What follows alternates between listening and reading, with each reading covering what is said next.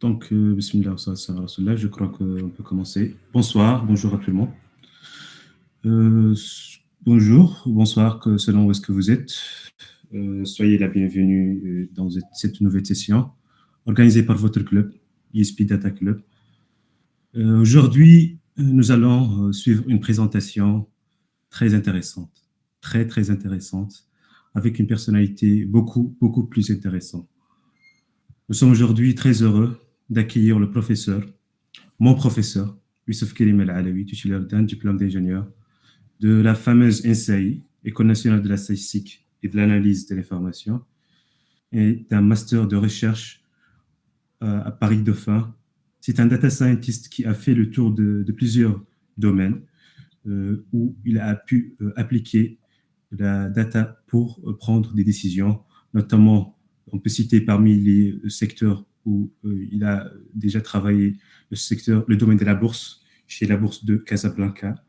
Également, il a été un data scientist dans le domaine aéronautique chez Royal Air Maroc et aussi chez Attijari Wafa Bank. Donc, vous pouvez imaginer à quoi vous allez vous attendre aujourd'hui.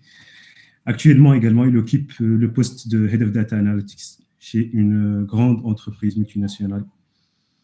Pour nous parler aujourd'hui d'un sujet hyper intéressant, la data comme outil d'aide à la décision. Vous savez que la data, comme on dit, a toujours raison. Et j'en suis sûr que Youssef Kerim El-Alaoui, c'est la bonne personne pour nous parler de ce sujet. Comme on dit en arabe, la qadar al et c'est vraiment la personne qui sait comme on dit. Donc, sans plus s'attarder, je vais passer la parole à notre invité. Je vais juste avant mentionner que vous allez vraiment, you will enjoy the session. Vous pouvez prendre des remarques dans des bouts de papier. Si vous avez des questions, sont les bienvenus, que ça soit, vous pouvez les noter. Et à la fin, nous aurons une parenthèse de session question Q&A. Ou bien vous pouvez les mentionner en bas à droite de l'écran dans le box qui est dédié aux commentaires. Et je serai très heureux de les lire pour le professeur afin qu'il vous réponde. Donc, without further ado, professeur, bienvenue. Merci d'avoir accepté notre invitation. Bismillah ar-Rahman ar-Rahim. Allahumma salli ala Sayyidina Muhammadin wa ala alihi wa sahbihi. إنه فعلا من الدواعي السرور ديالي منكم بالإخوان ديالي في موريتان العزيزة. إنه شرف كبير وكبير جدا ومن دواعي السرور ديالي وتنشكر ESP داتا كلوب على هذه البديرة الحسنة وتنشكركم على أنكم معنا اليوم. فيما يخص الموضوع اليوم هو حول البيانات، دونك ما نصطلح عليه بالفرنسية والإنجليزية لا دوني أو لا داتا. اليوم الداتا أصبحت في كل المجالات، ما عندهاش تخصص ديالها. غادي ندير لا بريزونطاسيون باللغة الفرنسية، مع العلم أنه إذا كان شي سؤال باللغة العربية أو باللغة الفرنسية مرحبا وألف مرحبا. Donc aujourd'hui, on est en train de vivre vraiment, je dirais, une transformation radicale dans la prise de décision. Pourquoi ? Parce que tout simplement, et ce qui est le plus important dans le processus de création de valeur, c'est être bien outillé pour pouvoir prendre ces décisions. Donc une décision qui est réfléchie, elle émane de plusieurs façons de prendre ces décisions. Je dirais, des outils, et je le souligne encore une fois, outils d'aide à la décision et non pas de prise de décision, c'est la data. Donc pourquoi ça ? Parce que tout simplement, aujourd'hui, on est en 2025, on arrive à capter, je dirais pas générer, mais capter 175 zeta-octets de données, donc de par le monde. Donc vous voyez que l'idée même de la big data, l'idée même de l'explosion de la donnée à travers le monde, elle a commencé bien avant 2010. Donc on était aux environs en 2010 de 2 zeta-octets. Et à l'époque, on disait qu'on est en big data. Donc vous pouvez imaginer aujourd'hui avec 80 fois plus de données, qu'est-ce qu'on pourrait dire sur les phénomènes big data. Et là, on est juste au début de cette ère d'explosion de la donnée. Les spécialistes s'accordent qu'en 2035, on arriverait à quelque chose comme entre 2000 et 2500 zeta-octets de données. Cela laisse prétendre qu'aujourd'hui, vraiment, on est au début de l'ère utilisation de la donnée. Juste pour vous donner juste un petit exemple, à quoi correspond cette volumétrie qui est générée. Donc, depuis l'ère de l'humanité, c'est-à-dire quand on a mis en place l'écriture, donc jusqu'à les années 2000, à savoir 5500 ans, ben, on a généré et on a capté de la donnée, ce qui est l'équivalent à aujourd'hui, ce qui se génère en moins d'une seconde à notre ère, à cette ère qui est essentiellement caractérisée par une forte digitalisation. Le recours à des IoT, c'est-à-dire tout simplement les objets qui sont connectés. Aussi, il y a les réseaux sociaux qui arrivent et qui génèrent énormément de données. Donc, tout ça part dans le sens que ce capital qui est immatériel commence à devenir une source d'information et une source d'outils à la prise des décisions qui est très importante.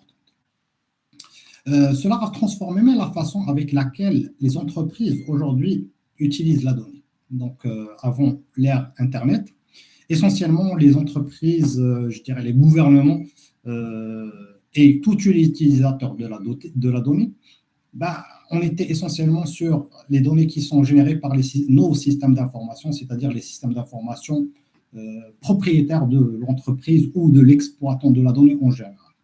Aujourd'hui, vient s'ajouter à cette source plusieurs sources de données. Donc, on a l'ère d'open data. Donc, qu'est-ce qui est l'open data? C'est-à-dire tout simplement les gouvernements, les grandes instances internationales, à savoir par exemple la Banque mondiale, le FMI, et j'en passe, ben, ils ont ouvert ces données.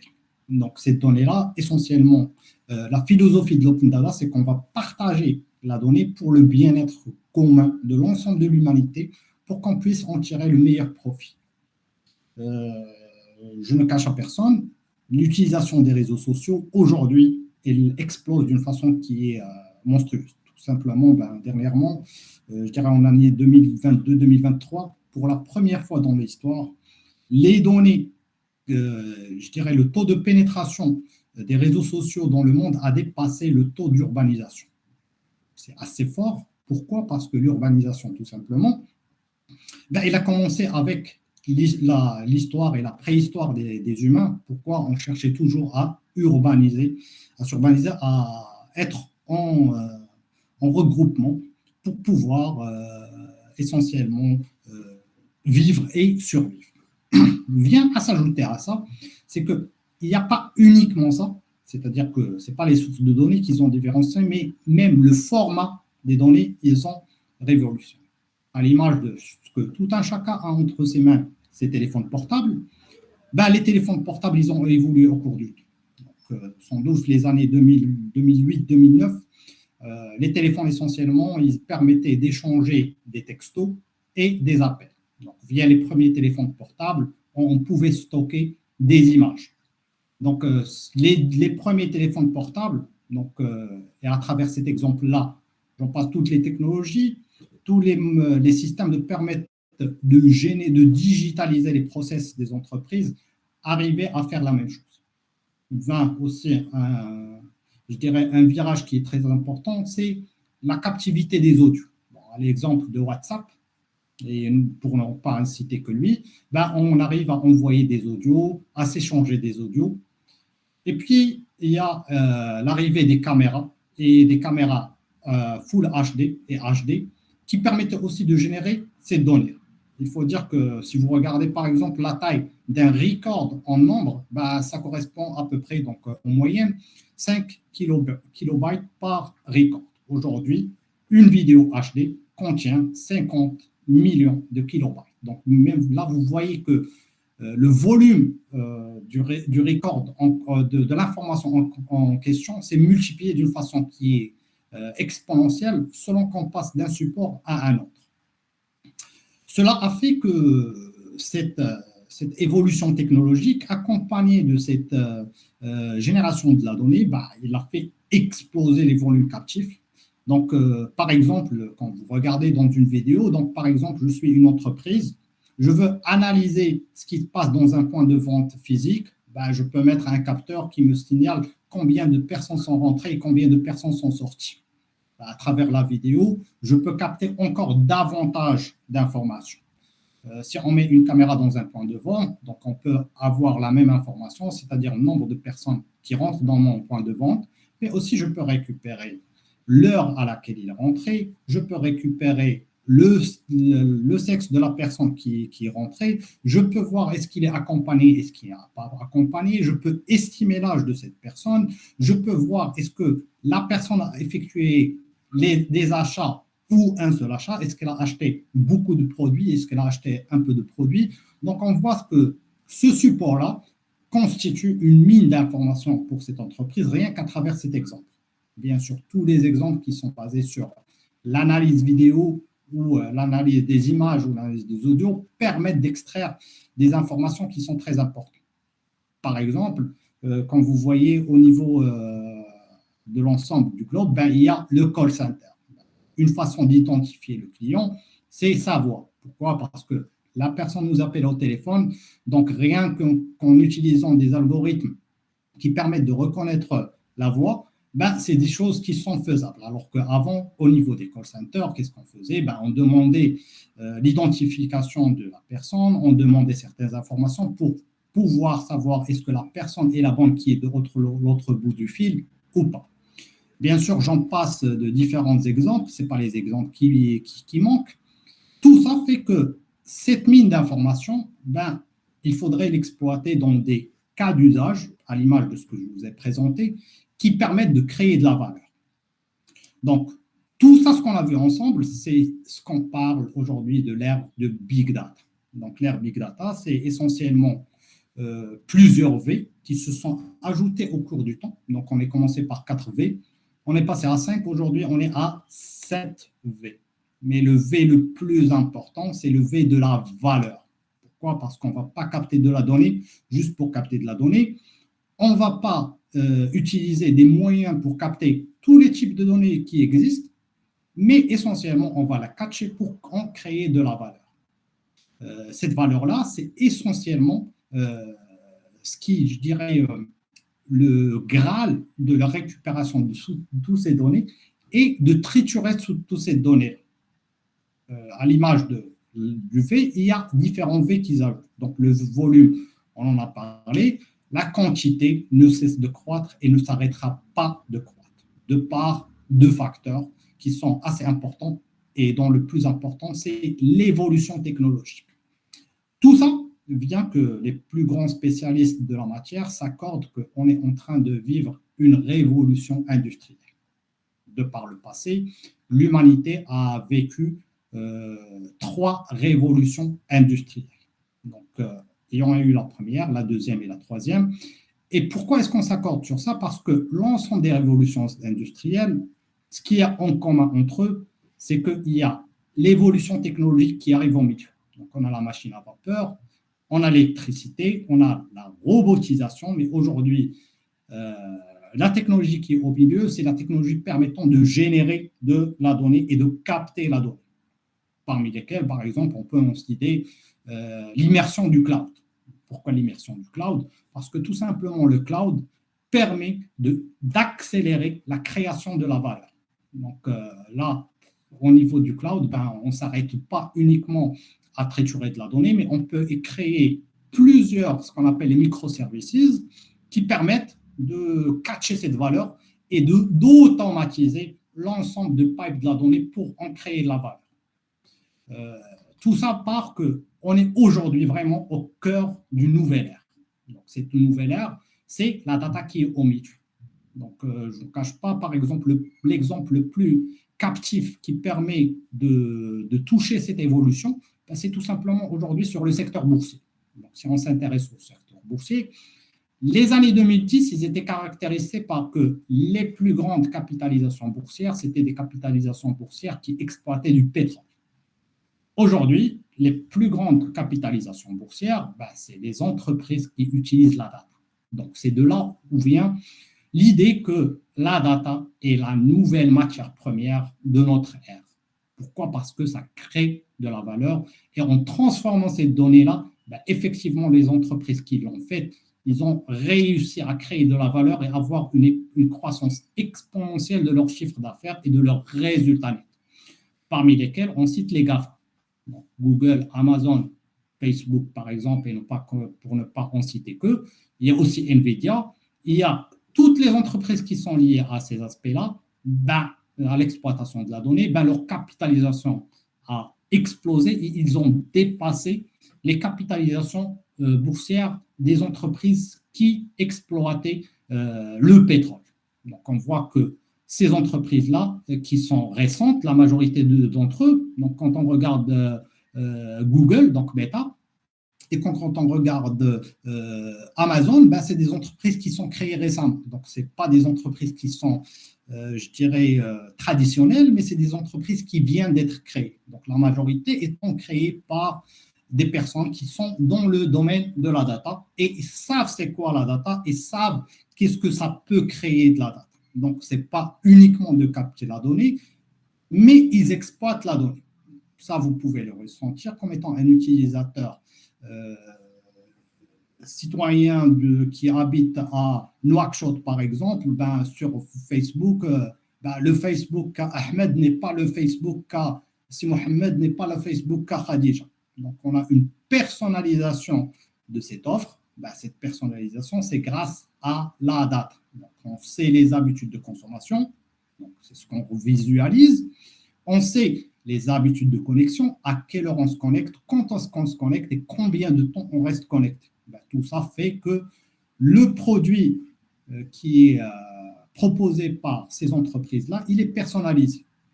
Et c'est ce qui permet que ces entreprises-là réussissent à capter l'intention des utilisateurs. Sachez que derrière, il y a toute une usine, et je dirais toute une industrie data, qui est pilotée par des hommes et qui permettent de créer ces choses-là.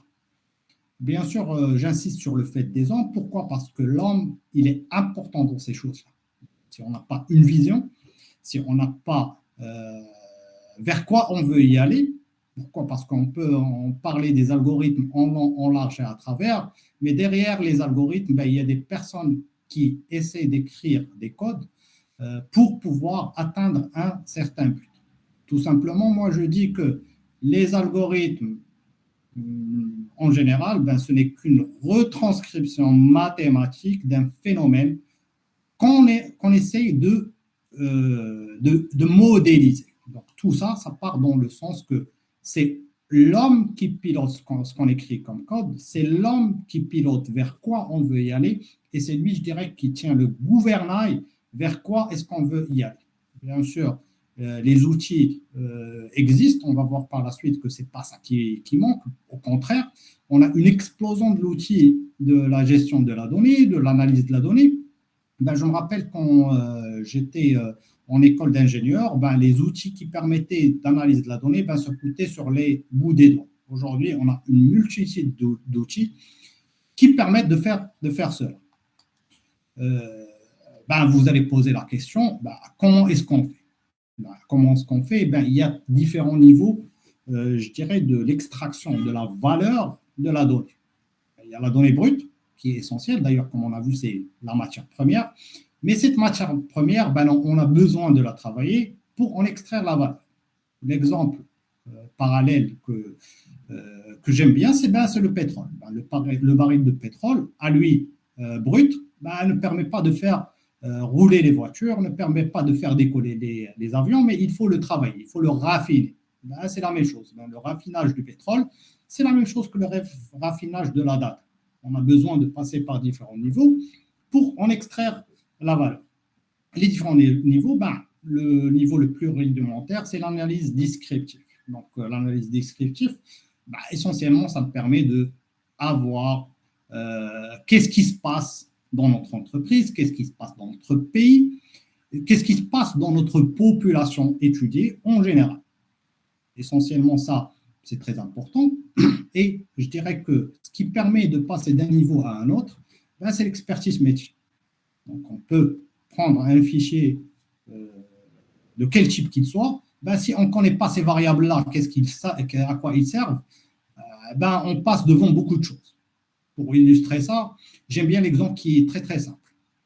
Supposons qu'on récupère toute la donnée qu'on veut et on veut résoudre le problème des noyades des personnes. Si on prend toutes les variables qui existent au monde, à travers un algorithme ou une intelligence artificielle, on lui donne d'analyser toutes les variables, on risque de passer devant beaucoup de choses. L'exemple le plus simple, pourquoi est-ce que je dis l'homme qui est le plus important derrière tout ça? Si on regarde le nombre de noyades, il croît en période estivale. C'est très simple. Pourquoi? Parce qu'on a une température qui s'élève, les gens ils sont en vacances, donc qu'est-ce qu'on part? On part à la mer. Si on prend le parallèle, le vente d'ice cream augmente aussi en période estivale. Donc si on prend un algorithme qui est codé, on va avoir une forte corrélation. Pourquoi? Parce que les deux phénomènes croissent au même moment et les deux phénomènes baissent au même moment. Si on laisse l'algorithme prendre la décision à notre place, qu'est-ce qu'on va décider? On va décider de réduire la vente du nombre d'ice cream pour que le nombre de noyades diminue, ce qui n'est pas du tout le cas. Donc, on peut réduire autant qu'on veut la vente des ice cream, on ne pourra pas avoir une baisse de nombre de noyades. Donc là, c'est essentiellement ce que permet la première partie, mais là, je dirais que c'est la partie fine qui permet de comprendre le phénomène à travers les chiffres. Et pourquoi tout ça, ça marche? Il ne faut pas oublier que la data, d'où est-ce qu'elle provient? Les datas proviennent de nos systèmes d'information et de notre digitalisation. Mais qu'est-ce qu'on digitalise? On digitalise tout simplement des procédures. Les procédures et les process, on les modifie à travers notre système d'information. Notre système d'information permet de catcher l'ensemble des interactions entre ce que je veux capter et ce qui est capté par nos bases de données. Donc, la bijection entre ces deux choses-là, c'est ce qui permet à la data d'avoir ce, je dirais, pouvoir. Une fois qu'on arrive à ça, il faut passer à un stade supérieur, c'est l'analyse causale. L'analyse causale, c'est tout simplement essayer de comprendre pourquoi cela s'est-il passé à travers la donnée. On garde la bijection avec ce que réellement s'est produit, ce qui est très important. Il ne faut pas se déconnecter par rapport à la réalité. Et c'est là où la puissance de l'homme reste supérieure à la puissance des algorithmes, à la puissance de n'importe quelle façon informatique de traiter la donnée. Pourquoi? Tout simplement parce qu'on peut capter la donnée autant qu'on veut. Mais par contre, il y a certaines données qui sont non captives. Je vous donne un exemple très simple. Si vous êtes dans une entreprise et que le DG fait le tour des services, cette information, c'est difficilement captable. Donc, qu'est-ce qu'on va faire? La personne qui a vu que le DG est en train de circuler dans l'entreprise va faire tourner cette information de bouche à oreille et la décision va être qu'on va montrer qu'on est sérieux. On va essayer de s'impliquer encore davantage. D'accord? Une fois qu'on a atteint cette analyse descriptive et l'analyse causale, on passe à l'analyse prédictive. L'analyse prédictive, que va-t-il se passer? Cette analyse, c'est une des étapes les plus sophistiquées, je dirais, dans le traitement de l'information et je dirais de l'extraction de la valeur de ces données brutes. Les algorithmes permettent de faire ces choses-là et je dirais qu'ils sont très puissants sur ces aspects-là, mais restent dépendants des deux premières étapes. Les deux premières étapes, c'est ce qui permet de diriger les algorithmes vers quoi est-ce qu'on veut y aller. D'accord? Une fois qu'on a atteint ce niveau-là, c'est-à-dire qu'on sait qu'est-ce qui va se produire, qu'est-ce qui va se passer, on arrive d'avoir une vision sur le futur, bien sûr en moyennant certaines hypothèses. Certaines hypothèses ils peuvent être as is, c'est-à-dire si on est dans le même environnement, que les conditions ne sont pas changées, et on peut même simuler si les conditions s'améliorent, si les conditions se détériorent, et puis on arrive à l'analyse prescriptive, qui je dirais que c'est le top de la pyramide de l'extraction de la valeur de la donnée, c'est-à-dire comment rendre cela possible. Mais comment rendre cela possible? Ça dépend de la vision de l'utilisateur, ça de comment est-ce que l'utilisateur veut rendre les choses possibles. Pourquoi? Parce que tout simplement, les actions matérielles, ben, c'est l'homme qui va les prendre. Ces décisions, ben, c'est les hommes qui vont les prendre. Tout ça va orienter aussi les algorithmes vers quoi est-ce qu'on veut y aller et c'est quoi les moyens qu'on a pour y aller vers cette prescription. Donc, c'est là pourquoi essentiellement, je dirais que j'ai intitulé la présentation comme outil d'aide à la décision et je le souligne aussi, aide à la décision. La décision va revenir à l'être humain. Pourquoi? Parce que c'est lui qui décide vers quoi on va y aller, c'est lui qui essaie de comprendre les phénomènes et c'est lui qui permet d'allier entre tout ce qui est captif et tout ce qui est non captif. Bien sûr, le niveau de transformation acquiert un certain savoir-faire qui, plus on part vers l'analyse prescriptive, plus on a besoin de monter je dirais, en transformation qui est plus profonde. On a besoin vraiment d'outils qui sont plus puissants pour pouvoir atteindre le top de cette pyramide afin de pouvoir passer par les différentes étapes de l'analyse de la donnée. Et bien sûr, la première étape étant importante, la deuxième aussi, et la troisième et la quatrième. Donc, on ne peut pas passer à la première étape sans passer par les différentes étapes d'analyse. La question qui va se poser, ok, tout ça c'est bien joli, c'est bien beau, mais comment est-ce qu'on passe de la transformation de la donnée brute vers la création de la valeur? Cette création de valeur, tout simplement, ça peut être du capital matériel, à savoir l'argent, comme ça peut être un capital immatériel. Donc, on a tendance à oublier que la data permet d'apporter un bien immatériel. Ce bien immatériel, c'est tout simplement tout ce qui rentre dans des services pour l'humanité. Donc, la réduction de la pauvreté, par exemple, c'est un aspect dans lequel la data peut y contribuer fortement. On a vécu la période de Covid. La data a permis d'avoir des outils dans les décisions pour pouvoir suivre l'évolution du Covid et pour pouvoir prendre les décisions palliatives face au phénomène du Covid. Bien sûr, et j'en passe. Bien sûr, on peut utiliser ça, la data, dans l'éducation, donc dans la santé, donc les deux plus grands piliers de l'existence de l'humanité qui permettent de socialiser tous ces états-là. Tout simplement, on s'est rendu compte que dans l'éducation, on a intérêt à ne pas, c'est les études qui l'ont montré, il y a des études qui sont sérieuses, on a intérêt à personnaliser l'apport pédagogique pour chaque être humain. Pourquoi? Parce que tout simplement, chaque être humain a ses capacités pour apprendre, a ses capacités qui lui sont propres pour assimiler les choses. Donc, on doit vraiment rentrer dans un processus qui est personnalisé. C'est la data qui va permettre ces choses-là. Comment? Tout simplement en récupérant ce qu'un élève fait, comment est-ce qu'il apprend et qu'est-ce qu'il fait pour apprendre. Et c'est là où on arrive à vraiment à personnaliser les choses. Ce processus-là, si vous regardez tous les processus, bien sûr, il en existe une infinité. CRISP-DM. CRISP-DM, qui, ici pour la petite histoire, il a été créé par les ingénieurs d'IBM.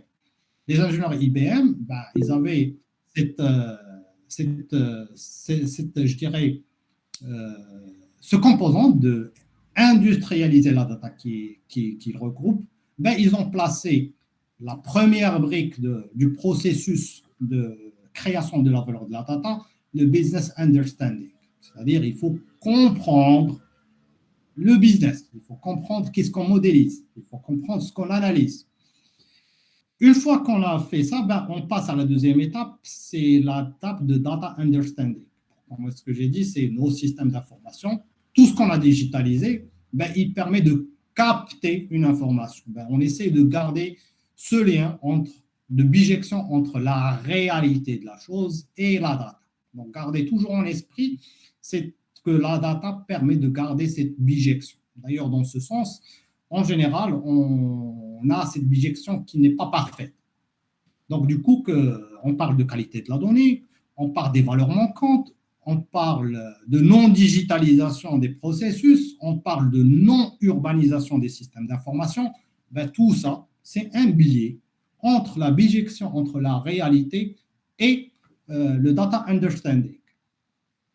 Une fois qu'on a arrivé je dirais, garder un parallèle entre ce qui arrive dans la réalité, à savoir le business understanding et le data understanding, là, on passe à la data préparation. Cette data préparation, parce que tout simplement, la donnée brute à elle seule n'est pas suffisante pour extraire de la valeur et pour passer, je dirais, à l'étape numéro 2 et numéro 3, à savoir l'analyse causale, mais surtout l'analyse prescriptive. Pourquoi? Je vous donne un exemple très très simple. Si on veut calculer l'âge, l'âge n'existe pas dans notre base de données d'une façon qui est statique. On est obligé de calculer l'âge à travers la date de naissance. La date de naissance étant une data brute, mais l'âge, c'est une data qui est issue de l'étape de la data préparation. Bien sûr, sans rentrer dans les détails techniques, ça, c'est des choses qu'on regarde dans l'école d'ingénieur, ce qui est normalisation des données, ce qui est extraction de la population cible qu'on veut étudier, etc., etc. Population cible, pour vous donner un exemple qui est très simple, on s'intéresse à la modélisation du salaire au Mauritanie. Si on prend cette population-là, on va extraire une population qui permet de faire cela. C'est-à-dire que je ne vais pas prendre les personnes qui sont en dessous de l'âge légal pour travailler, je vais essayer d'enlever les retraités, etc., etc. Donc là, c'est vraiment notre population cible. Donc vous voyez qu'il y a un travail et sur les variables et sur la population. Les deux conditions sont très importantes pour pouvoir atteindre la troisième étape qui est la période de modélisation. Donc, cette modélisation, c'est essentiellement, il y a plusieurs allers-retours avec la partie préparation et ne se fasse pas d'une façon qui est statique, mais itérative. Donc, à l'image des deux premières étapes, la compréhension du besoin et la compréhension des sources de données, ils sont itératifs. Et c'est cette étape-là qui permet de peaufiner notre modèle. Donc, une fois qu'on a fait ces étapes-là, on peut arriver à plusieurs modèles candidats. Donc, je souligne plusieurs modèles. Pourquoi? Parce qu'il y a plusieurs algorithmes qui peuvent rentrer en concurrence sur ces aspects. Là, sans rentrer dans les détails techniques, donc à savoir qu'il y a les algorithmes supervisés, les algorithmes non supervisés, il y a les LLM, etc., etc. Mais plusieurs modèles peuvent être en concurrence. Et en général, qu'est-ce qu'on regarde quand on passe en production? On ne passe pas un seul modèle, mais on passe plusieurs modèles. Et puis, on essaie de voir le consensus de ces modèles-là, vers quoi est-ce qu'ils passent. Et bien sûr, à l'image de ce qui se passe dans, je dirais, le secteur pharmaceutique, on évalue les modèles. Une fois qu'il est en laboratoire, parce que les 4 premières étapes, on est essentiellement en laboratoire, on passe à la vie réelle. Donc, cette vie réelle, on est obligé de lancer notre algorithme et voir comment est-ce qu'il réagit. Alors là, j'attire votre attention sur l'évaluation, sur la mise en production des modèles, que ça se fait en étapes. C'est-à-dire qu'on a notre modèle, on ne va pas le lâcher dans la nature juste comme ça. Pourquoi? Parce qu'il y a des intérêts économiques. On y va par étapes. En général, ce qu'on commence, c'est ce qu'on appelle l'AGP, le groupe témoin universel. Le groupe témoin universel, c'est-à-dire qu'on va prendre une petite sous-population, c'est-à-dire un nombre réduit d'utilisateurs sur lesquels on va tester notre modèle. Et c'est cette petite je dirais, sous-population qui va nous permettre de tirer déjà les premiers résultats. Si les résultats ils sont trop bons, on passe au déploiement et on revient à notre étape initiale, à savoir le retour du métier par rapport à ce modèle. Une fois que le premier cycle étant clôturé, vu que la data change, vu surtout qu'on est dans un environnement macroéconomique, microéconomique aussi qui change, donc, on voit que, par exemple, en termes de nombre de crises financières, ces dernières années, on a vécu des crises financières qui sont répétitives. C'est-à-dire que tout simplement, derrière, ça impacte le PIB d'un pays, ça impacte le résultat net des entreprises, ça impacte la façon avec laquelle les gens vivent, ça impacte la façon avec laquelle les consommateurs consomment. Ben, tout ça, ben, ça a des répercussions sur même la petite entreprise qui se retrouve à Nouakchott, par exemple.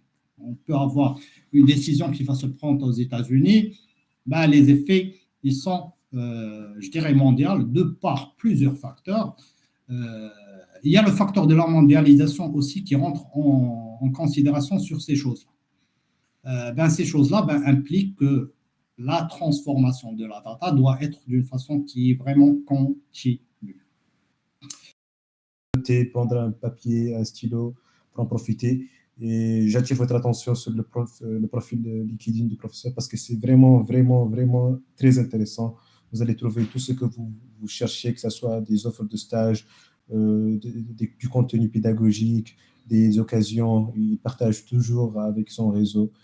C'est vraiment l'occasion pour saluer la contribution et le fait son engagement vers l'aide à tous les étudiants et tous disons des ingénieurs et toutes des personnes. Marhaban aussi, j'attire votre attention que je reste à la disponibilité de votre club ou à l'ensemble des écoles d'ingénieurs qui sont en Mauritanie pour toute information, toute intervention, franchement un grand plaisir.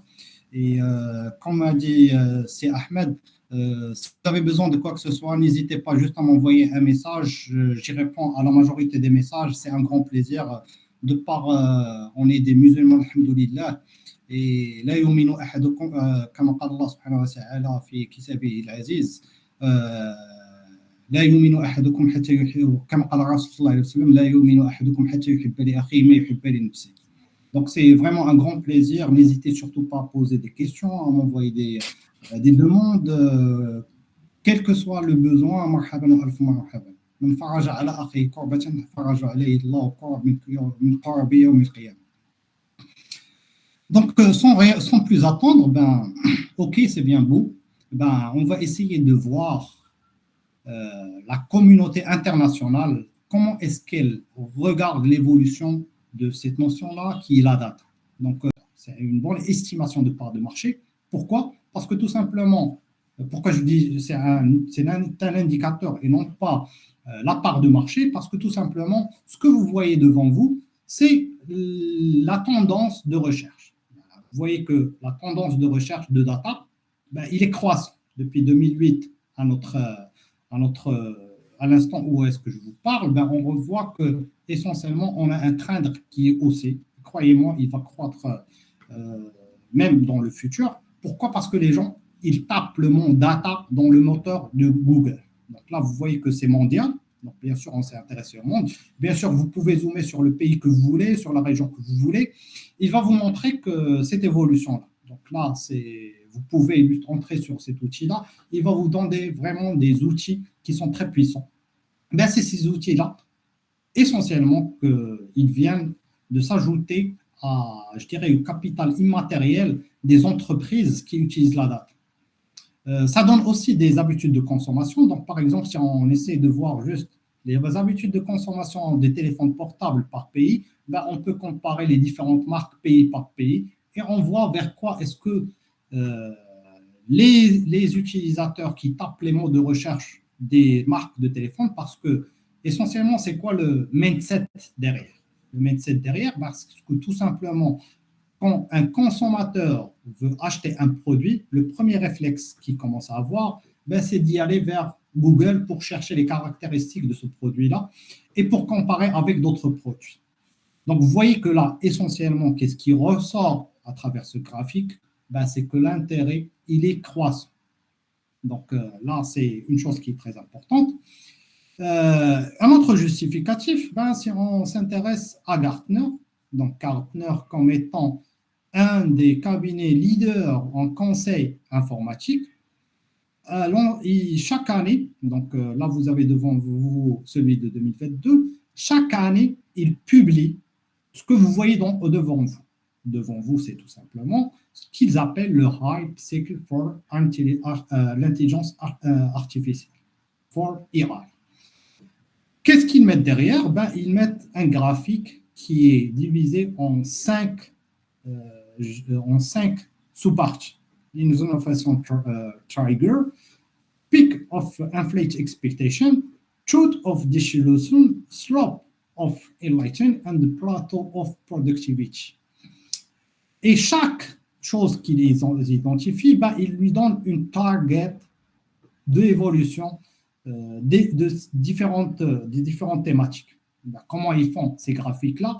Tout simplement, ils rentrent faire leurs enquêtes auprès des grandes institutions qui les accompagnent pour le conseil et ils regardent sur quoi ils travaillent et ils essaient de voir combien de durée est-ce qu'ils mettent dans chaque sous-chose. Donc, si vous voyez devant vous, en 2022, tout le monde était orienté intelligence artificielle, était orienté data synthétique, était orienté deep learning, était orienté voiture autonome. Donc aujourd'hui, on commence à voir qu'effectivement, l'intelligence artificielle, elle est au centre des choses. Pourquoi est-ce que j'ai pris 2022? C'est juste pour vous illustrer que comme quoi, leur vision, elle est vraiment très, très pointue. Derrière l'intelligence artificielle, mais il y a de la donnée. Je dirais que l'intelligence artificielle aussi a permis, je dirais qu'il y a un cycle qui est itératif, c'est que plus la data augmente, plus l'intelligence artificielle permet d'avoir une qualité de prévision qui est importante et réciproquement. Pourquoi? Parce qu'aujourd'hui, il y a même, le fin fond de la data, c'est que même on récupère la donnée générée par l'intelligence artificielle pour qu'on puisse nourrir encore les algorithmes. Donc, vous voyez que c'est un processus qui est itératif. Plus les algorithmes augmentent, plus on a une digitalisation qui est plus poussée, plus on apprend, plus on digitalise, et ainsi de suite.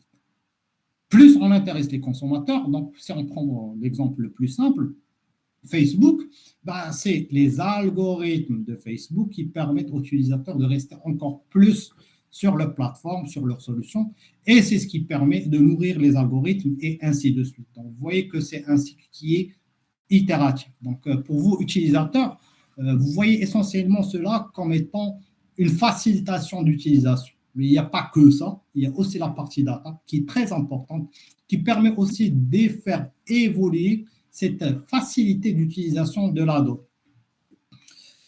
Tout ça, il a fait que les entreprises aujourd'hui, ils ont changé carrément leur stratégie.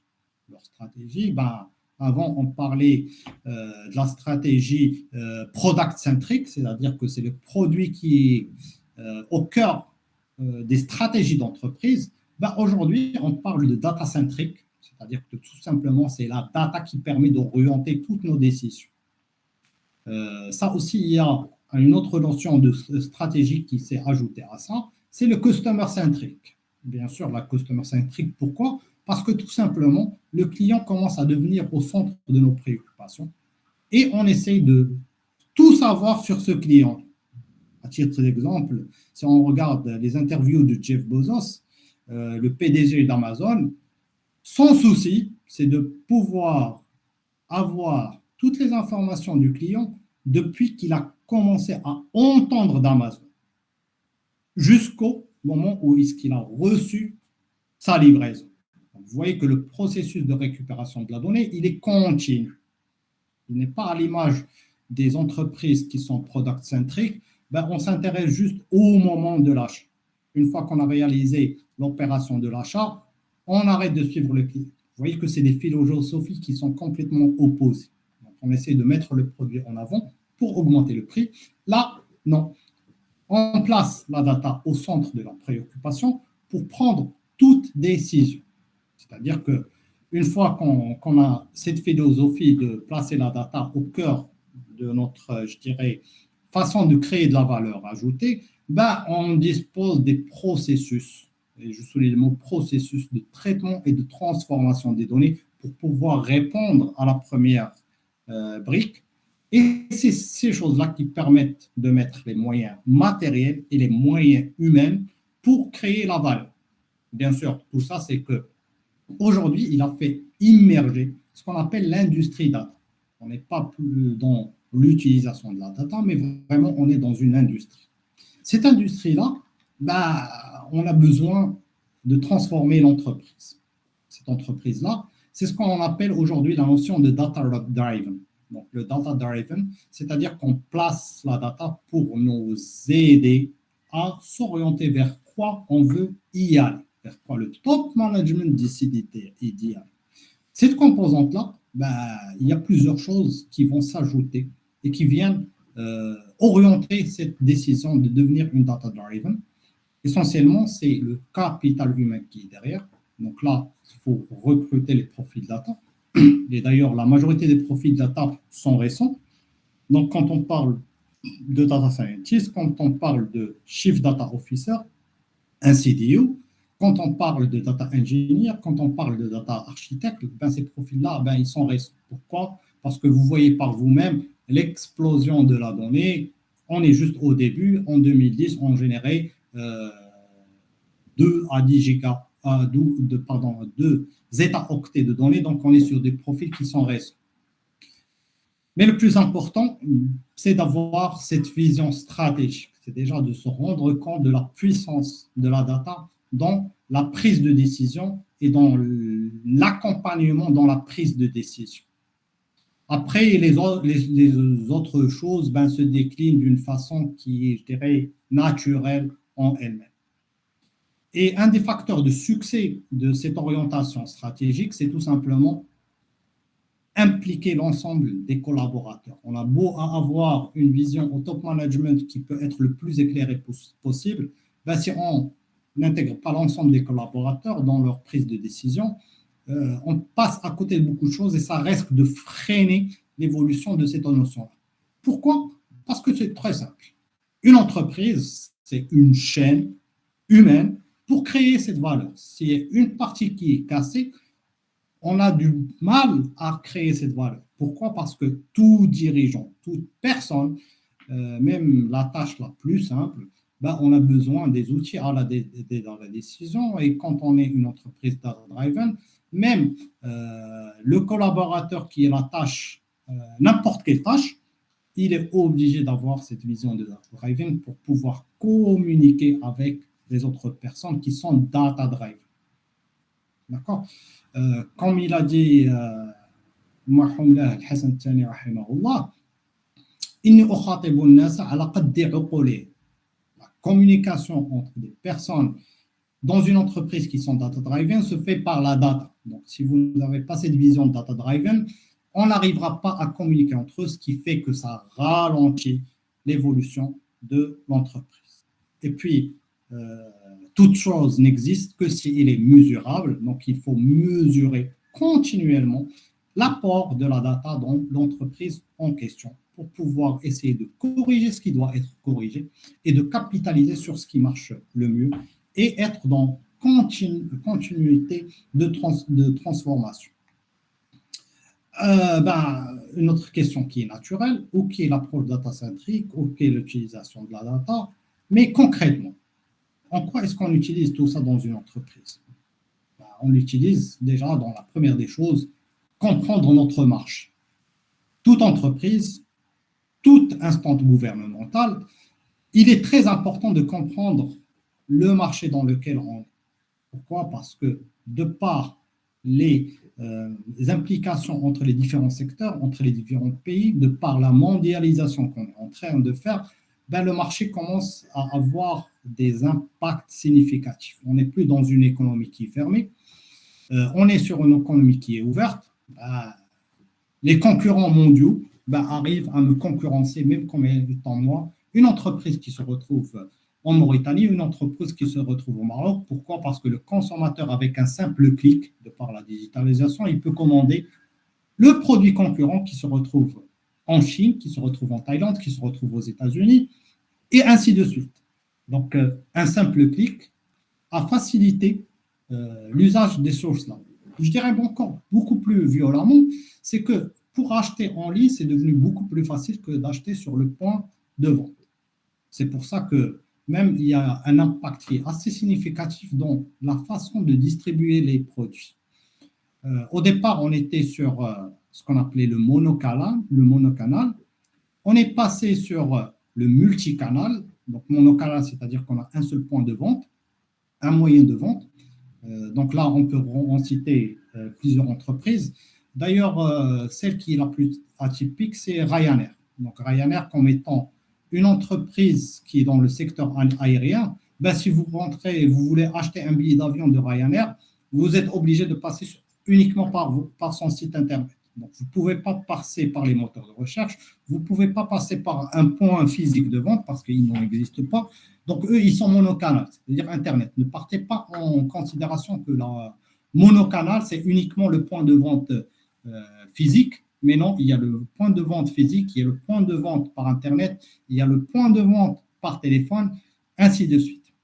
On est passé de ça à ce qu'on appelle le cross-canal. Le cross-canal, c'est-à-dire que je peux acheter mon produit de ce type de point de vente, de ce type-là ou de ce type-là.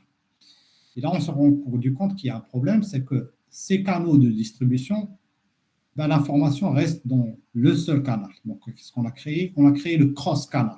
Le cross-canal, c'est-à-dire tout simplement ce qu'on vend sur Internet a la visibilité de ce que fait mon client dans l'autre canal. Uniquement la visibilité. Et puis, on est passé aujourd'hui au fin fond de mode de distribution, ce qu'on appelle l'omnicanal. Donc, c'est omnicanal, c'est-à-dire que je peux commencer mon processus d'achat sur le type de canal 1, au milieu sur le type de canal 2, et puis terminer mon processus d'achat sur le canal numéro 3. Bah, tout ça implique que, essentiellement pour augmenter la rentabilité. Comment augmenter la rentabilité? Comment la data aide à augmenter notre rentabilité? C'est très simple. En répondant à une question qui est la plus pertinente, et je dirais que c'est l'épine dorsale de l'augmentation de la rentabilité en termes de clients. C'est quel produit, pour quel client, à quel moment et par quel canal je vais le vendre. Je vous donne un exemple qui est très très simple pour pouvoir vous situer par rapport à tout ça. On est en Mauritanie, il y a des opérateurs téléphoniques, on sait qu'il y en a plusieurs. Bah, le simple fait de recevoir un SMS en français, ou recevoir un SMS en français, le résultat peut être différent. Pourquoi? Parce qu'il y a des gens qui s'intéressent uniquement à l'arabe, leur niveau de français reste en deuxième rang. Donc, du coup, pour lui envoyer un SMS en français, bah, je ne l'intéresse pas déjà. Ça, on peut le catcher uniquement à travers juste le mindset, c'est-à-dire si ce client-là appelle le call center, bien sûr, quand vous appelez votre call center, le service relation client, le CRC, ben, il vous demande quelle langue vous voulez qu'on échange, n'est-ce pas? Ben, cette information peut être captée et c'est à travers cette information qu'on va décider de quel type de langage on va envoyer notre SMS. La même chose, il y a des gens qui sont très utilisateurs de WhatsApp, c'est que l'interaction entre lui et l'entreprise est uniquement WhatsApp, ben à quoi bon de lui envoyer un email? Donc là, je vais privilégier l'envoi du SMS promotionnel par WhatsApp. Et ainsi de suite. Donc, c'est la connaissance du clientèle, c'est la connaissance de son besoin qui permet d'augmenter la rentabilité. Et je dirais que c'est ça qui est essentiellement le plus visible pour n'importe quel utilisateur, n'importe quel citoyen en général. Bien sûr, il y a la partie qui est la moins visible et la moins, je dirais, médiatisée, c'est la réduction des coûts.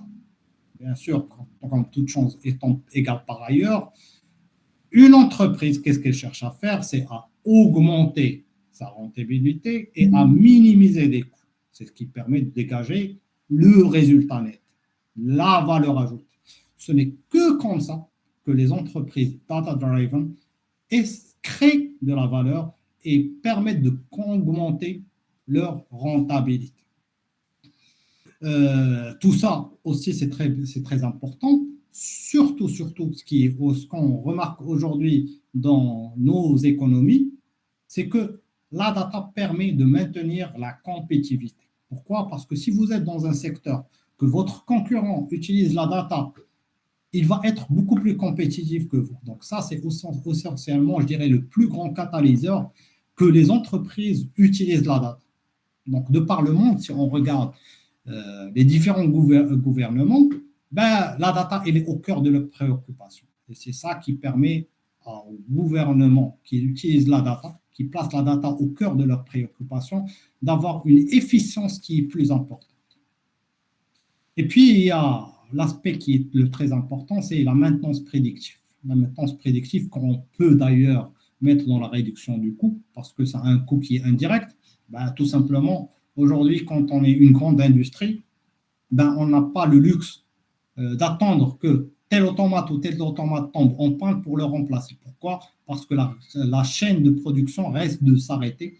Et quand la chaîne de production s'arrête, c'est un manque à gagner pour l'entreprise. Donc, je dois avoir une longueur d'avance par rapport à mes automates et savoir quand est-ce que mes automates ne fonctionnent plus ou ne vont plus fonctionner. Tout ça, c'est très simple, c'est qu'on récupère les données de cet automate, donc que ce soit la consommation de l'huile, que ce soit la consommation d'eau, que ce soit la consommation d'huile, que ce soit le bruit que l'automate fait. Donc, on récupère tous ces variables-là et puis on essaie de prédire quand est-ce que notre automate ou notre machine va tomber en rade. Ben, tout ça, c'est très important. Et il y a les outils qui permettent de ça, mais j'attire votre attention que ce n'est pas les outils qui vont. Okay?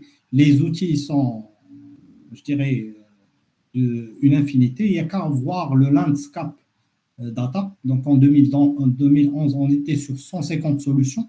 Donc, toutes choses étant égales par ailleurs, en 2020, et on en a 8000. Je ne suis pas arrivé en 2025, mais en 2025, l'évolution, elle est exponentielle à l'image de ce que vous voyez entre 2011 et 2020. Les éditeurs, ben, il en existe une infinité. Vous avez les solutions qui sont payantes, mais à l'image de la philosophie d'Open Data, il y a ce qu'on appelle l'open source. L'open source, c'est tout simplement des outils collaboratifs qui sont gratuits. Ce n'est pas ça qui manque aussi. Donc, essentiellement, pour n'en pas citer que deux. Donc, vous avez le logiciel R, qui est ouvert à tout utilisateur, qui permet de triturer de la donnée. Vous avez le langage Python, aussi, qui permet de triturer de la donnée de bout en bout. Tout ça, ça part dans le même sens de l'open data.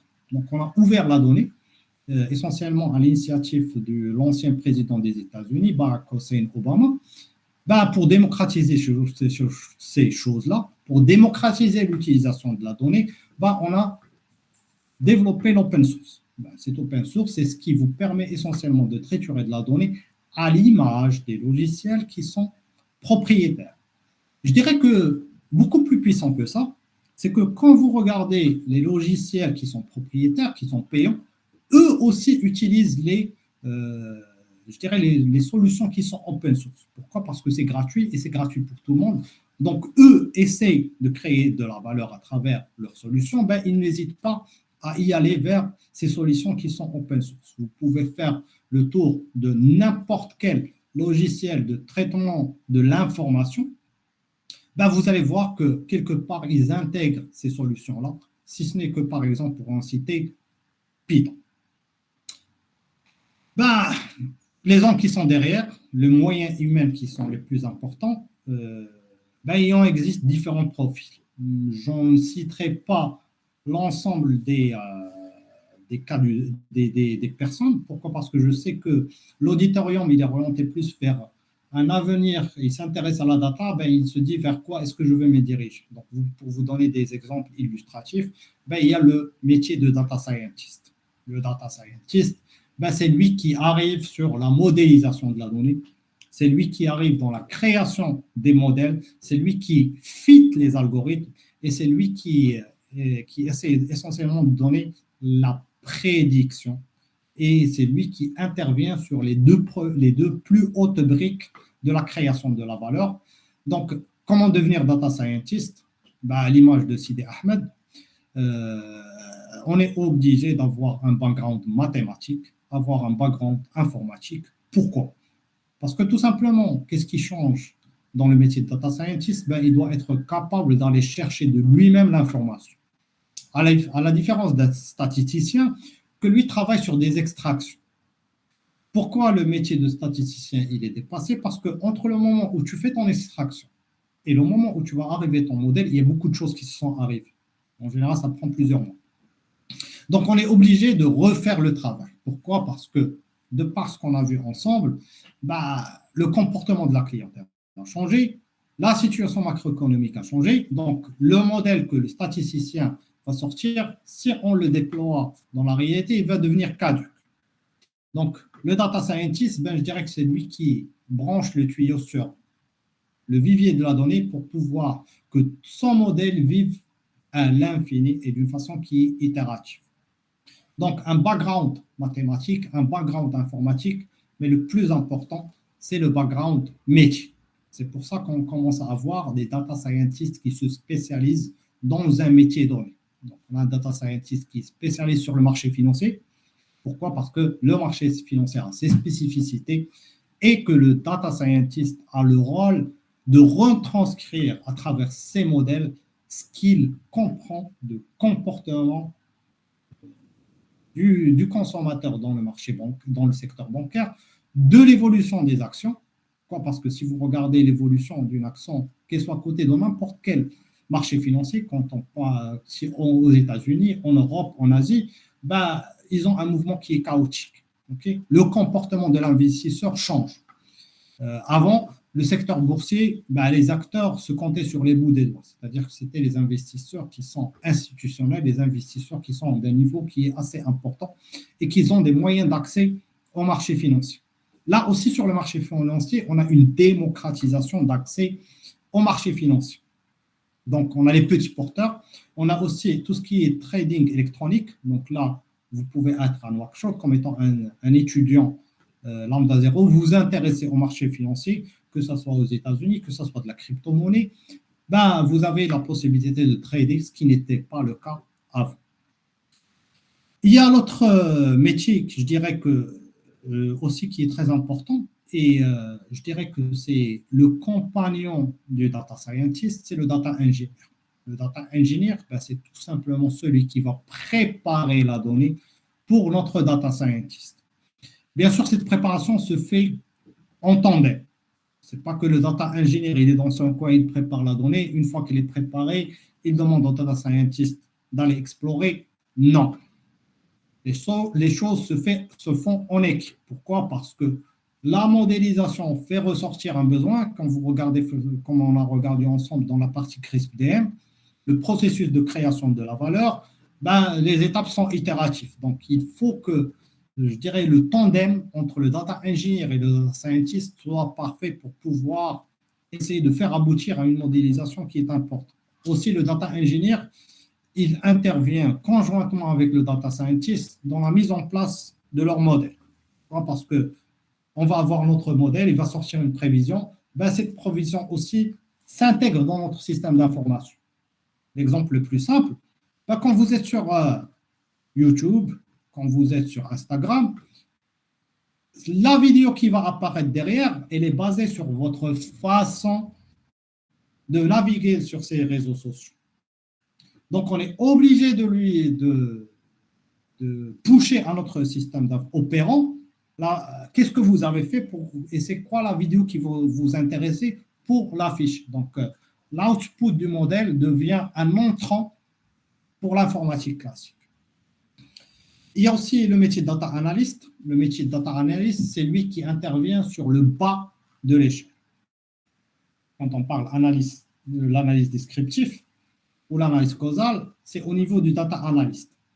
Bien sûr, pour comprendre le phénomène, on a besoin que toute l'équipe se réunisse, que ce soit data analyst, que ce soit data engineer, que ce soit data scientist. On n'est pas orienté uniquement sur que chacun il est sur sa tâche.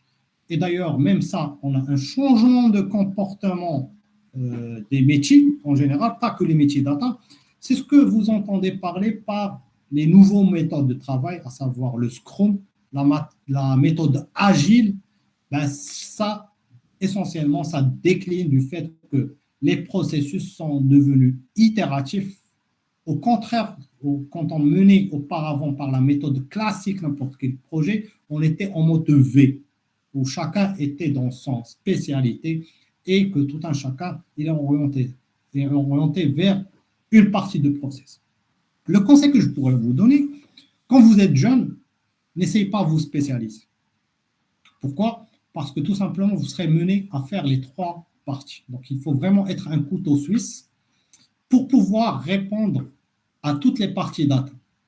Je dirais aussi que c'est un luxe de pouvoir être dans une entreprise qui n'a pas les moyens d'avoir un data analyst, un data engineer et un data scientist. Pourquoi? Parce que dans les entreprises émergentes en utilisation de la donnée, ben, on n'a pas les moyens, on ne croit pas énormément des moyens. Pourquoi? On veut tester. Donc, pour tester, ben, le capital humain va être réduit. Donc, vous avez le luxe, et je le signale encore une fois, de ne pas vous spécialiser dans une autre chose. Contrairement aux économies qui sont développées, vous voyez essentiellement que les gens sont spécialisés dans ces choses-là. Moi, personnellement, je le vois comme étant un luxe. Pourquoi? Parce que j'essaie au maximum de m'intéresser aux différents aspects de la partie data. Pas que la data analyst, le data architecte, les data engineers, les data scientists, etc., etc. J'essaie de me spécialiser en tout. Et pourquoi aussi c'est un avantage pour vous? Ben, n'oubliez pas on est la première cohorte de l'utilisation de la data dans nos pays respectifs. Donc, vous aurez beaucoup plus, je dirais, une probabilité qui est plus grande de pouvoir prendre les postes de responsabilité data. Donc, pour avoir un poste de responsabilité data, il faut vraiment savoir tous les aspects de la chaîne de valeur de la création de la data. Donc, essayez de vous intéresser à tous les métiers et non pas avoir cette vision que je veux uniquement être data scientist ou je veux être data engineer. Bien sûr, tous ces métiers-là, ben, on a besoin de les orchestrer. Pour les orchestrer, ben, on a besoin de ce qu'on appelle un Chief Data Officer. Le Chief Data Officer, c'est le chef d'orchestre de tout ça. C'est lui qui administre tout ça. Et c'est lui qui permet de conduire cette transformation data. Et c'est lui qui permet de véhiculer la culture data au niveau de toute l'entreprise. En général, les Chief Data Officers, vous le trouvez qu'ils se trouvent au niveau du top management. Pourquoi? Parce qu'il n'y a pas meilleure personne que lui pour savoir qu'est-ce qui se passe dans l'entreprise. Là, en termes de moyens humains, ben, essentiellement, il faut avoir une roadmap qui est itérative sur différents aspects. La première, c'est la définition de la stratégie data, qui se fait essentiellement par le Chief Data Officer. La valorisation de la data et l'usage de l'analytique avancée. Donc, on ne va pas s'arrêter uniquement à mettre des reporting, mais il faut aller au-delà. D'accord? Et ça doit être fait selon la loi de l'art. La loi de l'art, donc ça, c'est la partie qui est non visible d'un utilisateur. C'est que pour garder cette bijection entre la réalité et entre la data, et ce qui est transcrit dans mes serveurs ou dans mon cloud, ben, il faut une gouvernance de la donnée. C'est quoi la gouvernance de la donnée? Ben, c'est tout simplement ces données-là qui est en chiffres ou en images ou en audio, elles représentent quoi exactement? Parce que vous pouvez avoir tous les chiffres du monde. Si vous n'avez pas une gouvernance de données, vous ne savez pas ces chiffres, ils savent quoi. Pour vous illustrer ça d'une façon qui est très simple. On est une entreprise multinationale, on rentre dans notre base de données, on voit qu'on a un chiffre d'affaires. Vous allez trouver quoi? Vous allez trouver 123 millions, 142 millions, 160 millions. Mais la question qui se pose, ok, c'est 123 millions, mais de quoi? On est une multinationale, est-ce que c'est des dollars? Est-ce que c'est des euros? Est-ce que c'est en devise locale? Ben, ces questions-là, c'est la data gouvernance qui permet de répondre à ces questions-là. Bien sûr, là, on tient un registre qui permet de mettre un catalogue de données pour savoir c'est de quelle monnaie, c'est de quelle source, d'où ça provient. Même les métriques qu'on utilise, ils sont transformés comment? Donc, la façon de répertorier ces données-là, de gouverner ces données-là, c'est tout simplement qu'est-ce qui permet de garder la bijection entre cette réalité qu'on essaie de modéliser et ce qui est dans nos cerveaux. Aussi, on est dans un processus itératif et comme vous avez vu, l'exemple, c'est que l'output de la partie valorisation de la data commence à devenir un input pour notre système opérant. Ben, il faut définir des processus et avoir des plateformes et un savoir-faire de ces choses. Et vu qu'on est dans un environnement qui est complètement évolutif d'une fréquence qui est assez importante, il faut innover. Quand je parle innover, ce n'est pas uniquement en termes de moyens qu'on utilise, mais c'est aussi en termes de sources de données qu'on utilise. Pourquoi? Parce que vous avez vu que la croissance de la donnée est importante. Donc, il ne faut pas rester dans je dirais, un environnement qui est statique. De part aussi que vous avez vu sur le landscape, les outils évoluer, il faut garder en tête tout sur cet esprit d'innovation.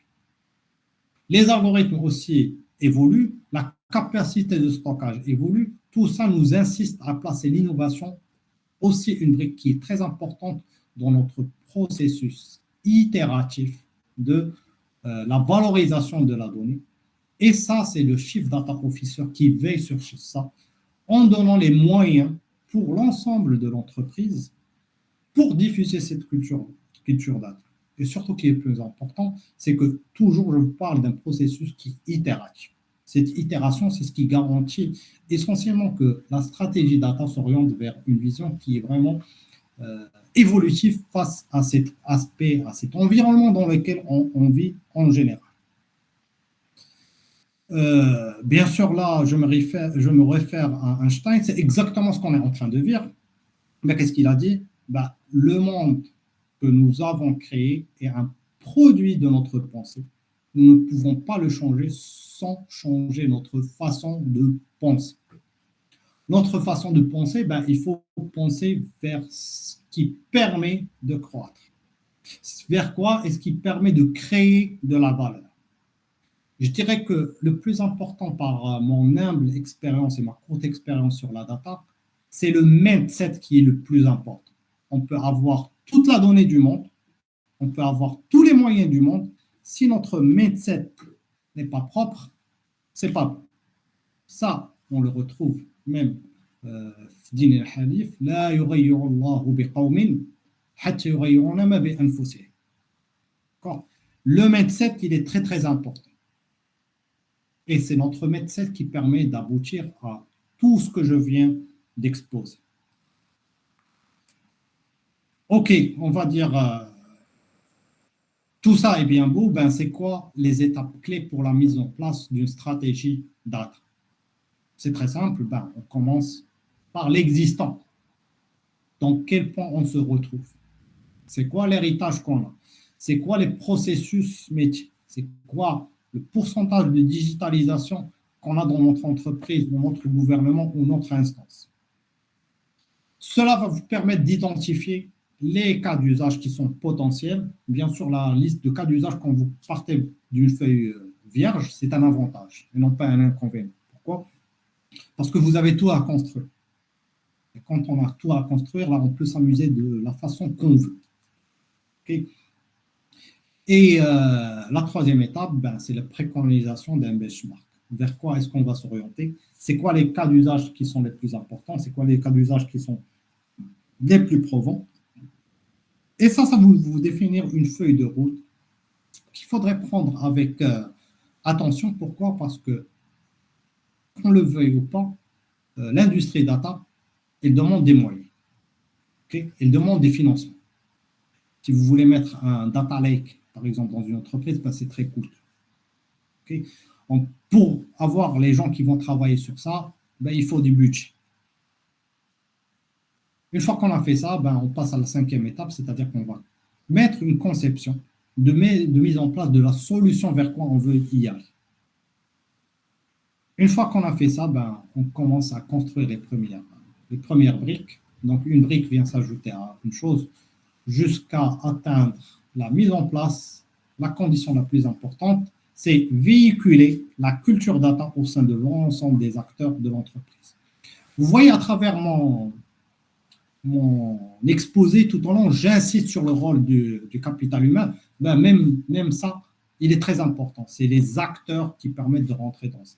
Parce que même si vous cherchez la définition d'un système d'information, le système d'information, la composante humaine est une composante qui est importante. Ben, dans la data, c'est la même chose. Pourquoi? Parce qu'on est dans une approche d'utilisation d'une donnée informatique qui est stockée au niveau de nos serveurs ou qui est dans le cloud ou qui est sur le réseau. Ben, on est obligé d'avoir la même chose. Donc, qu'on le veuille ou pas, la data commence à devenir une brique importante des systèmes d'information. Et je dirais même que ça a transformé la façon d'architecturer les systèmes d'information. Donc, j'arrive à la fin de ma présentation. J'espère que je n'étais pas, j'ai pas pris beaucoup de temps. Donc, meanwhile, je vois qu'on a dépassé leur alloué. Mais anyway, franchement, c'est un grand plaisir d'être parmi vous. Si vous avez n'importe quelle question, avec très grand plaisir que je peux revenir sur n'importe quel point qui n'était pas assez clair pour vous. Merci beaucoup, professeur, pour cette présentation très enrichissante, très instructive et très intéressante. Ok, d'accord, en passant aux questions, aux commentaires ou toutes sortes de... Si vous avez des choses qui ne sont pas aussi claires, c'est l'occasion pour profiter du professeur. Nous avons un nom que vous connaissez certainement, professeur. Moukalthom Sidana. Marhaba, marhaba. Moukalthom. Une brillante élève que j'ai eue pendant plusieurs années. Bonsoir, professeur. Merci infiniment pour cette présentation. C'est toujours un plaisir de vous écouter. La présentation était magnifique et ça m'a rappelé la chance que j'ai eue d'être parmi vos élèves et d'apprendre à vos côtés.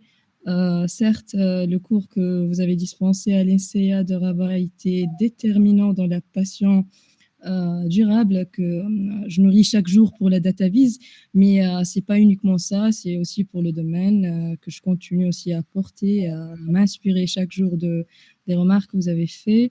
Je souhaitais aussi vous remercier encore une fois pour la qualité exceptionnelle de cette intervention et l'image de la personne remarquable que vous êtes. Merci. Like Barbik, c'est vraiment un plaisir. Et d'ailleurs, je profite de l'occasion pourquoi ne pas créer une association d'utilisateurs de la donnée de par le Maroc, la Mauritanie, la Libye, la Tunisie dans ce sens-là. En quel cas, je reste ouvert à vous. Je sais qu'il y a une grande partie d'utilisation de la data au Maroc. En Mauritanie, j'en doute pas. Les choses vont venir.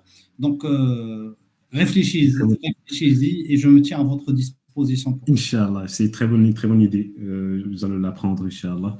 Je vais personnellement m'en charger. Marhaban, Sidi. Mohamed Ahmed, oui. Merci. Tout d'abord, merci, monsieur, pour la qualité des présentations et pour votre disponibilité. Ma question concerne, comme vous le savez, à nos jours, l'un des plus grands défis qu'on rencontre avec l'analyse de données, c'est avec les données manquantes. Comment on peut faire entourer, surtout avec... Il y a des méthodes qui sont d'implémentation, ce ne sont toujours pas des données réelles, mais on va imputer certaines données. Comment on peut faire l'entourage pour avoir une décision qui est concrète avec les données manquantes là? Merci. Alors, il existe les méthodes traditionnelles, c'est-à-dire qu'il y a imputation par mode, par exemple pour les variables catégorielles, il y a les imputations par moyenne, mais je dirais que ces outils-là, tu dois essentiellement les croiser avec ton savoir-faire. Je te donne un exemple très simple. Tu te retrouves avec une base de données d'achat des consommateurs par ville, par CSP, par âge. Sur la colonne de montant d'achat, tu peux avoir des valeurs manquantes de par exemple, que la personne qui a acheté le produit, elle est passée par un point qui est physique, et que la personne a oublié de saisir. Parce que des fois, on trouve que le process n'est pas totalement digitalisé. Il y a deux choses. Il y a le palliatif et il y a encore le remédié. Pour un data scientist qui regarde des valeurs manquantes, la première des choses et le premier réflexe qu'il doit y avoir, c'est essayer de voir le processus, pourquoi il lui a monté une valeur manquante. Préconiser de remédier à ces choses-là en ayant en amont. C'est-à-dire qu'on doit digitaliser cette partie-là. Pour l'instant T, ben, c'est le savoir-faire qui va intervenir dessus. Pourquoi? Parce que quelqu'un qui est à Nouakchott, qui a 18 ans, entre 18 et 25 ans, ne va pas consommer de la même façon que quelqu'un qui est à Casablanca et qui a entre 55 ans et 65 ans. Donc, ces variables-là qui influencent la façon, ta variable cible doit être inclus dans ta façon de, je dirais, de remplacer les valeurs. OK? Il y a aussi le savoir-faire métier qui rentre dans ces choses-là, parce que des fois, des valeurs manquantes, c'est effectivement des valeurs manquantes. N'essayez pas de supprimer ces valeurs manquantes, parce qu'une valeur manquante, dans certains cas, peut être une information en elle-même. Okay, si on rentre par exemple dans l'aspect médical, ben, des fois, le fait d'avoir une valeur manquante, c'est-à-dire que le patient n'a pas fait les analyses.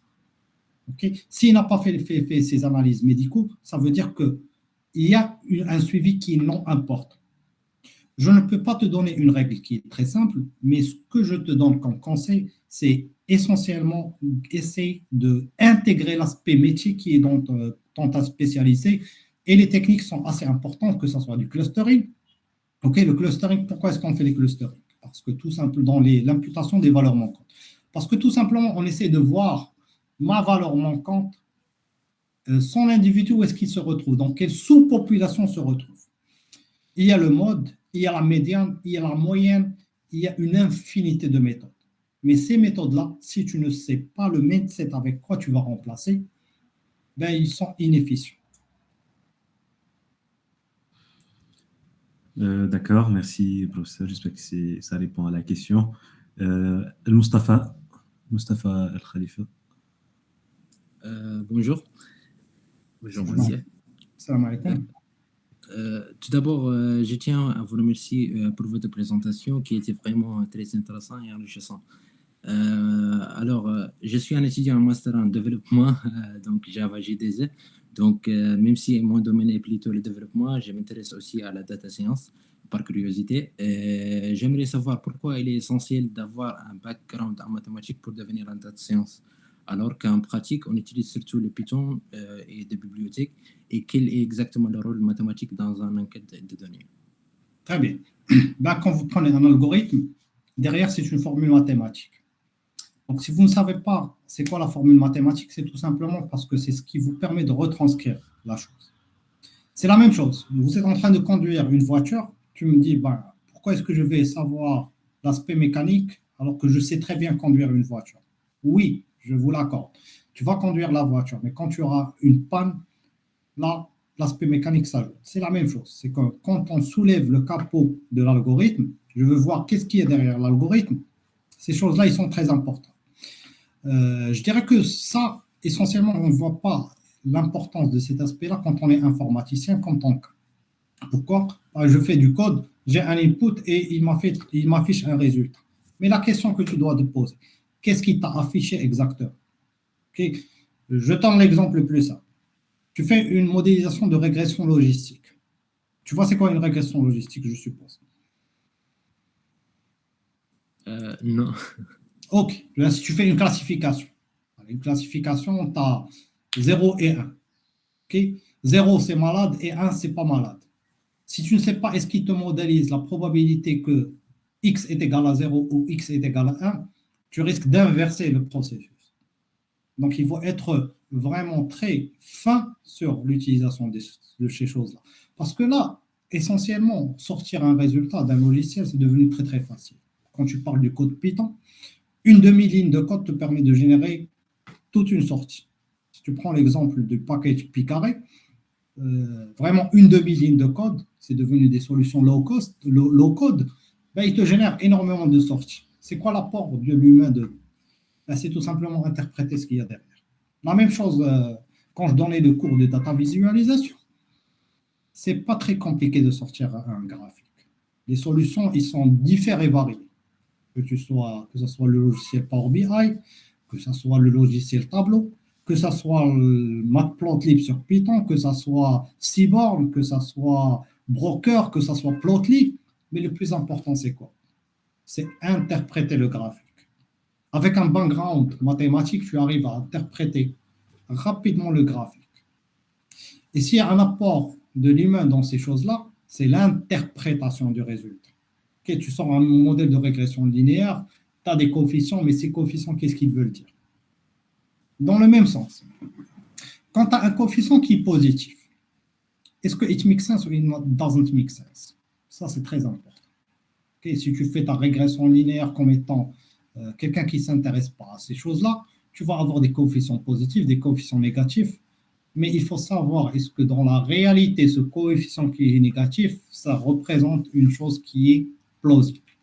Là, on rentre dans l'aspect, ce qu'on appelle, si tu peux chercher, c'est par exemple, on prend juste un exemple, les régressions fallacieuses. Okay? Les régressions fallacieuses, ils sont issues essentiellement de l'incompréhension du modèle en question. La même chose, quand tu as des p-values. La p-value, qu'est-ce que ça veut dire? Ah ben, c'est une métrique, mais pas que. Donc, je dois savoir c'est quoi une p-value, qu'est-ce qu'il y a derrière, c'est quoi la formule pour essayer de voir les choses. Quand on essaie de voir la variabilité des coefficients, ben, cette variabilité de coefficients, il faut aussi que je juge comment est-ce que c'est variable.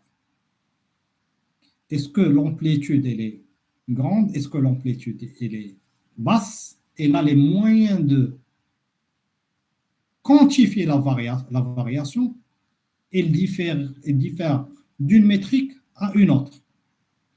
La même chose, quand je suis en train de fitter un modèle, en termes informatiques, en termes package Python, tu rentres sur scikit-learn, par exemple, tu fais fit.modèle et ton travail il est fait.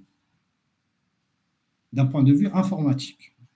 Mais d'un point de vue mathématique. Quelle métrique est-ce que tu as utilisé? Est-ce que tu as utilisé l'erreur quadratique? Est-ce que tu as utilisé telle ou telle distance? Et même telle ou telle distance, le résultat peut être complètement différent. Donc, je dois savoir ces métriques-là. Essentiellement, quand tu parles de package Python, c'est les fameux paramètres que tu mets derrière. Une fonction informatique peut travailler avec ce qui est général, mais elle travaille encore mieux quand je lui spécifie.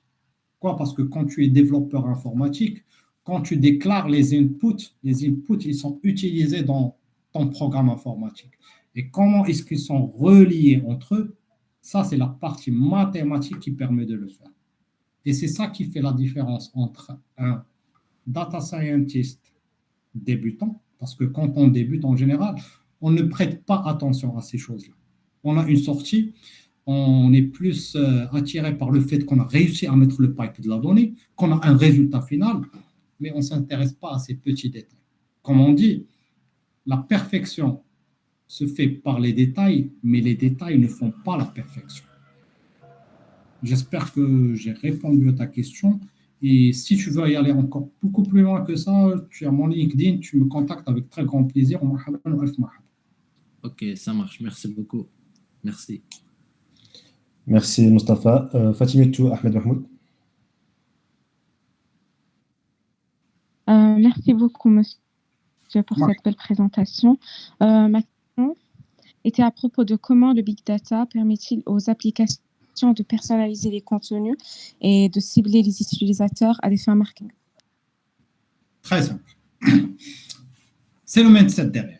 Qu'est-ce que je vais utiliser? Et d'ailleurs, quand vous avez des utilisateurs qui utilisent pour la première fois la data, la question la plus difficile, qu'est-ce que je vais faire avec ça? C'est très simple. Je te donne l'exemple d'une entreprise qui essaie de vendre des produits cosmétiques pour femmes.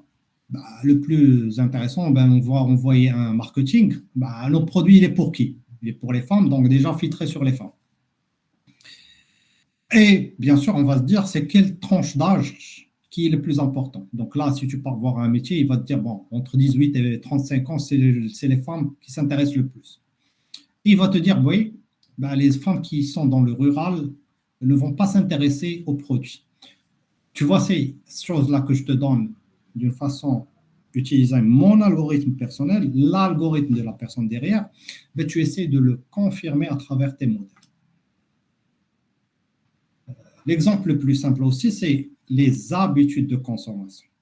Ok. Les habitudes de consommation, c'est la même chose qui va être dit par la personne qui remarque le client, comment est-ce qu'il fait. Ça, alhamdoulilah, nous les Arabes, on est leaders sur ces choses-là. En termes de commerce, on a cette fibre. La fibre de savoir est-ce que la personne va acheter ou pas. Et même, je dirais que si vous partez même dans nos souks, ok, si vous partez dans le vendeur lambda zéro, il a son algorithme qui est dans sa tête. C'est le data lake que vous voyez qui est industrialisé, ben son data lake il est dans sa tête. C'est-à-dire que vous allez vous présenter, il sait exactement à combien est-ce que vous allez acheter son produit. C'est vrai ou c'est pas vrai? Absolument vrai. Ben, écoutez, franchement, pour ne pas vous choquer, c'est que les Occidentaux, ils ont vu notre façon de procéder et ils l'ont schématisé.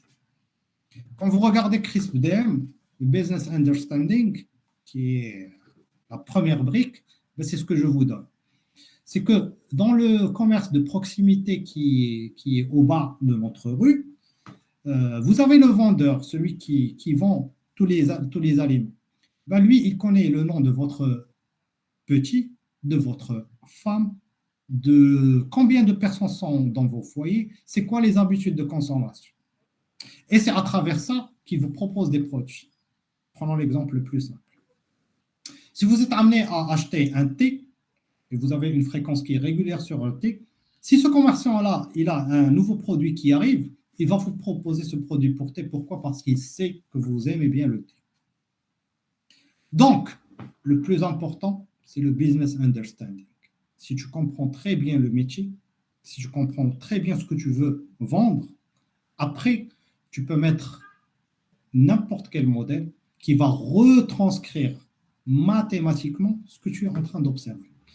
Je le redis encore une fois, c'est que ce que vous voyez comme étant algorithme, comme étant technique, comme étant data, ce n'est qu'une retranscription mathématique de ces choses.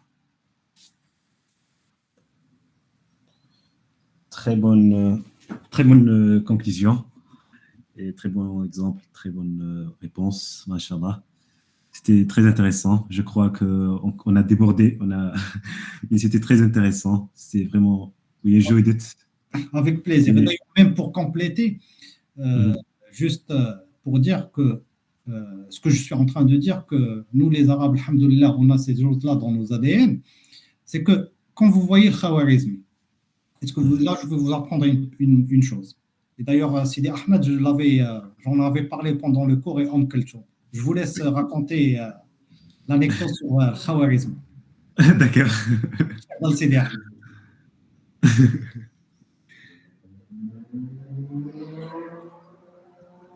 Je ne sais pas en quelle mais est-ce qu'elle est toujours avec nous? Je crois qu'on l'a perdu. Ah, ok. Ben, je vais la raconter alors. C'est que Al-Khawarizmi, les Anglais, les anglo-saxons, ils lui ont donné le privilège, je dirais, les algorithmes viennent du nom de Khawarizmi. Pourquoi? Parce qu'il était leader sur la mise en place des algorithmes. Mais je dirais que ces algorithmes, c'est ce qui tourne aujourd'hui sur les ordinateurs. Donc, sans Al-Khawarizmi, on ne pouvait pas avoir ces algorithmes. Et j'en passe par l'ensemble des scientifiques arabes qui ont vraiment apporté une grande contribution de ce qu'aujourd'hui les Occidentaux ils utilisent. Et les Occidentaux, ils ont pris ces choses-là et ils ont développé la chose. Okay? Donc, c'est à nous aujourd'hui de prendre aussi le lead sur ces choses-là et essayer de développer nos choses. Absolument, absolument, professeur. Nous avons un proverbe en langue hassania qui dit c'est-à-dire la parole de la bouche de celui qui le dit est toujours meilleure. Gélil, pour finir avec Gélil qui a un commentaire. Monsieur Gélil. Tu as très bien fait de préciser qu'il s'agit d'un commentaire parce que je ne suis pas du tout spécialiste de la data. Et mon commentaire, c'est de dire que c'est tellement passionnant que je n'ai pas vu le temps passer. Donc, Tabarakallah Alik Youssef, et bravo à vous et aux organisateurs aussi. Merci beaucoup. استفدت بزاف وتبارك الله عليك. الله يرحم بها الوالدين. شكرا. الله يكبر بك اخي جليل. C'est vraiment un plaisir. Et je me tiens à votre disposition quand vous voulez, pour le sujet que vous voulez, avec très grand plaisir. Et j'espère qu'il y aura une deuxième fois. C'était vraiment un plaisir pour moi. Et d'ailleurs, je tiens à remercier Sidi Ahmed pour l'ensemble des efforts qu'il a fait pour l'organisation de cet événement-là. Et il était vraiment quelqu'un qui est fort passionné à l'image de Kulthum. Et je garde vraiment un très bon souvenir de l'ensemble des Mauritaniens que j'ai enseigné. Et comme j'ai dit, Fatiha khayrin, Inch'Allah, et à votre disposition quand vous voulez. Merci, merci, professeur, merci. La ya'rif al-khayr illa ahluh, comme on dit. Merci beaucoup et merci pour tout ce temps que vous nous avez accordé. Merci à nos auditeurs et nous espérons vous retrouver dans le futur proche, Inch'Allah. Nous vous souhaitons un bon week-end et à bientôt. Salam alaikum wa rahmatullahi wa barakatuh.